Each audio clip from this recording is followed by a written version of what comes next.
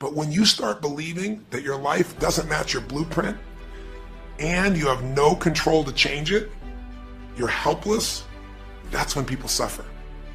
And so this week for your breakthrough, it's a chance for you to start to take a look at your blueprint anywhere you're really having pain. Hey, look, if you're doing great in some area of your life, celebrate it, of course, and I'm sure there are many areas you are.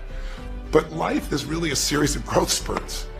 I mean, two things in life make you feel alive: growing and giving. Because here's your choice. Watch this now. If you're suffering, if you're in pain, your life doesn't match how you think it should be, and you think you're helpless to change it, now you have only three choices. Choice one, blame something. A, it's not based on the truth, and B, like Nelson Mandela said, having resentment in your soul is like drinking poison and hoping that your enemy will die. It doesn't work that way. Because these are your three choices. When life doesn't match how you think it should be, blame something. An event, someone else, or yourself. As we talked about earlier in the series, blame games just destroy you. There's no progress when you blame. For the moment you feel okay, but nothing changes. What are your real choices? You only have two choices in life. If life doesn't match your blueprint, you either have to change your life. That is, you got to say, you know what, my body isn't there, I'm gonna go work out. My relationship isn't there, I'm gonna change it. I'm not making what I gotta make, I'm gonna retool, I'm gonna get a new skill, I'm gonna go back to school, I'm gonna start a business, I'm gonna do something. You have to do something to change your life. Or, in order for you to be happy, if you can't change your life, you're gonna have to change your blueprint. Usually in life, it requires a little bit of each. Does that make sense? And if you change your life and change your blueprint, you can have an extraordinary life. Because all of us are going to have times in our life when what we want or think life should be like isn't going to match how life really is. Those moments, if we blame, our life goes into pain. If we change, we can change our life and match our blueprint. But we have to also know when it's not within our control. And that's how we're able to make a shift and change what our story is for our life, what our expectations are, not by lowering them, but by changing what that model really is. Change the way you feel physically, but you still see your life doesn't match how you think it should be at some level, and you feel like you're helpless to change it, you're going to be depressed. Because your blueprint is just a projection of what you think you need to be happy.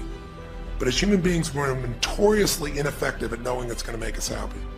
So much that we think we're going to make us happy, we get there and we go, is this all there is? So many things that we think are going to make us miserable and we can never deal with, we go through it and we can handle it. We're not good at projecting these things. All kinds of studies will show this. Now here's the trap. What do you think happens once you fulfill your blueprint regularly? Once you figure out how to do what you always dreamed of.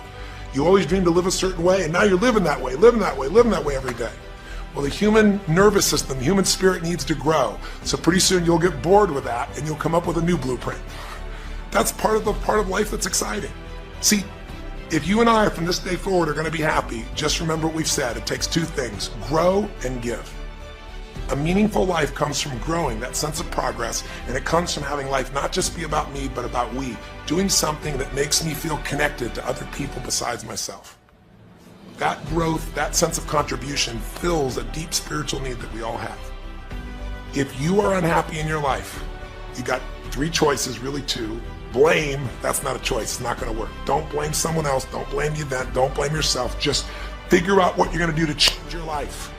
That's my specialty. If you like my coaching or my team's coaching, come visit with us, come to an event, come get a coach, come through a program, and we'll guide you through it more than just a few minutes like this, and we'll do it directly, in an environment that'll shift you.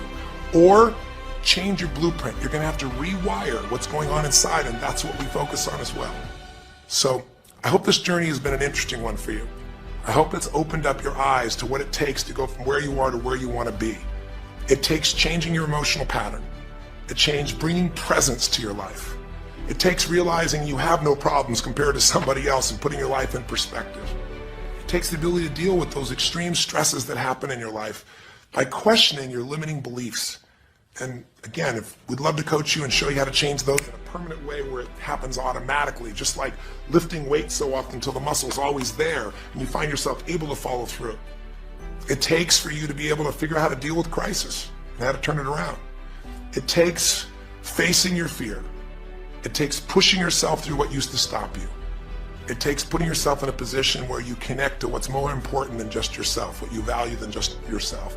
And it takes, I think in this case also, the ability to realize that no matter what happens to you, you're more than that moment. You're more than the story you think you're supposed to be.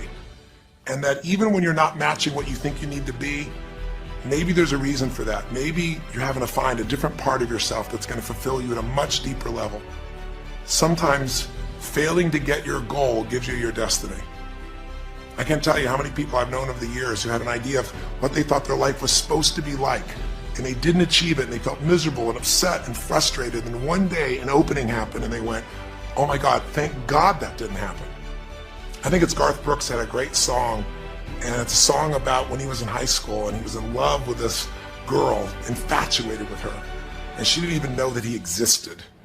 And he prayed to God every day that she would notice him, that she would fall in love with him.